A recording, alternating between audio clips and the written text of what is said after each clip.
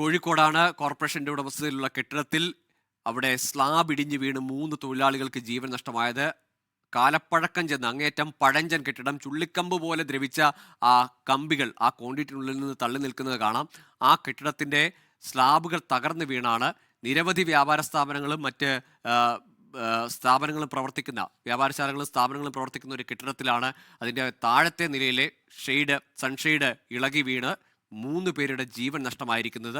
തികഞ്ഞ അനാസ്ഥയാണ് അവിടെ നിൽക്കുന്ന അല്ലെങ്കിൽ ആ സ്ഥാപനത്തിൽ ആ കെട്ടിടത്തിൽ പണിയെടുക്കുന്ന ആളുകളുടെയൊക്കെ അവസ്ഥ അല്ലെങ്കിൽ അവരുടെ മാനസികാവസ്ഥ എന്താണെന്ന് ആലോചിക്കാൻ പോലും കഴിയുന്നത്. ദിൽഷ തുടരുന്നുണ്ട്. ദിൽഷ, ഒരാളെ ആശുപത്രിയിൽ നിന്ന് മെഡിക്കൽ കോളേജിലേക്ക് മാറ്റി അദ്ദേഹത്തിന്റെ ആരോഗ്യനില സംബന്ധിച്ച വിവരങ്ങൾ, ഒപ്പം ഈ മരിച്ച ആളുകളുടെ പേര് വിവരങ്ങൾ അല്ലെങ്കിൽ അവരെ അവിടെ തന്നെയുള്ള തൊഴിലാളികളാണോ, അവരുടെ മറ്റു വിവരങ്ങൾ ലഭിക്കുന്നുണ്ടോ?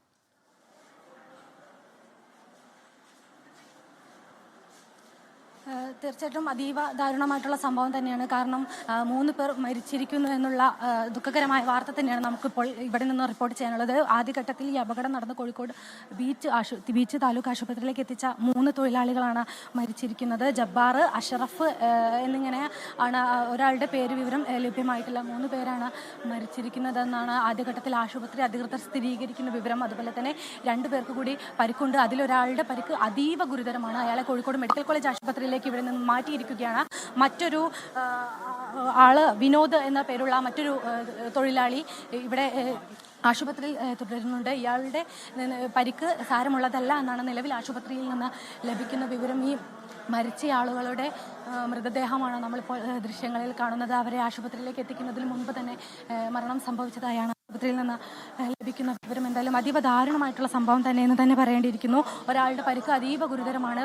കോഴിക്കോട് മെഡിക്കൽ കോളേജ് ആശുപത്രിയിലേക്ക് മാറ്റിയിരിക്കുകയാണ്. എന്തായാലും ഈ ഒരു വിഷയത്തിൽ കടുത്ത അനാസ്ഥ, കോഴിക്കോട് കോർപ്പറേഷന്റെ കടുത്ത അനാസ്ഥ വർഷങ്ങൾ നമുക്കറിയാം. തീർച്ചയായും വലിയങ്ങാടി പോലെ എത്ര തിരക്കേറിയ ഒരു സ്ഥലത്ത് ഇത്രയേറെ വ്യാപാര സ്ഥാപനങ്ങൾ പ്രവർത്തിക്കുന്നിടത്താണ് അതും ഇങ്ങനെ പഴഞ്ചൻ പഴകി എന്ന് പറയാവുന്ന തരത്തിൽ അത്രത്തോളം ദ്രവിച്ച ഒരു കെട്ടിടത്തിൻ്റെ സ്ലാബുകളാണ് ഇളകി വീണ് 3 സാധാരണക്കാരായ തൊഴിലാളികളുടെ ജീവൻ നഷ്ടമായിരിക്കുന്നത്.